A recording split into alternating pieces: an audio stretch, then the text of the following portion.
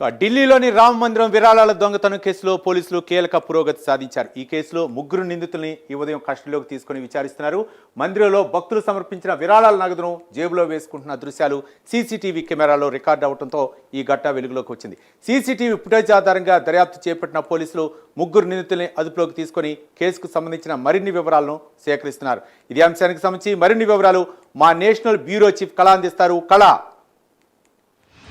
అయోధ్య రామ మందిరానికి సంబంధించినటువంటి నిందితులు దాదాపు 8 మందిని అరెస్ట్ చేసిన తర్వాత ఒకవైపు చాలా కీలకమైనటువంటి భేటీ కూడా జరిగిన అనంతరము ఈ రోజు ముఖ్యంగా అంటే నిన్న ఏదైతే ఇటు మాజీ అంటే ప్రధాన కార్యదర్శి టెంపుల్ కి సంబంధించినటువంటి చంపత్ రాయ్ రాజీనామా తర్వాత ఒక లేఖ కూడా సంధించడం జరిగింది.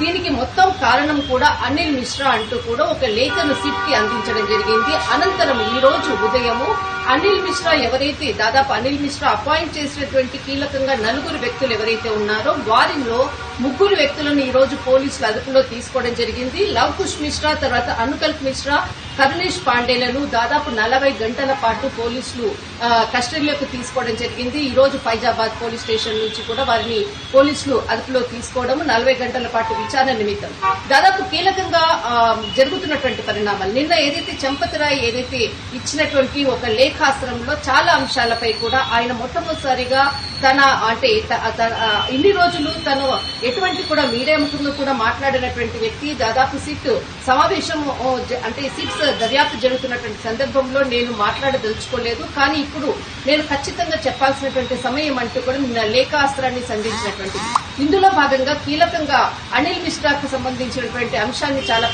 ఇక్కడ చాలా స్పష్టంగా కూడా ప్రకటించడము.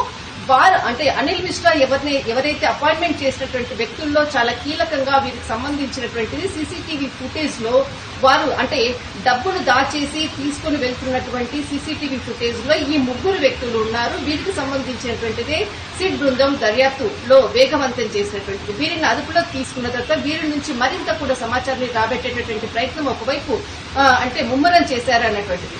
ఇటు ఆర్ఎస్ఎస్ కానీ తర్వాత ఇటు ఉత్తరప్రదేశ్ గవర్నమెంట్ కానీ ఖచ్చితంగా దీనిని దర్యాప్తు వేగవంతం చేసి మరిన్ని కూడా ఇటువంటి ఘటనలు అంటే పునరావృతం కాకుండా కూడా చర్యలు తీసుకుంటామంటూ కూడా కీలక ప్రకటన ఒకవైపు చేసింది.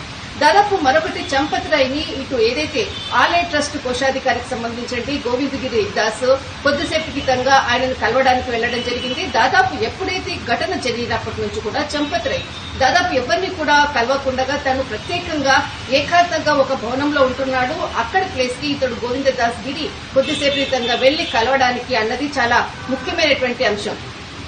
దాదాపు నిన్న ఏదైతే అంటే లేఖ సంధించిన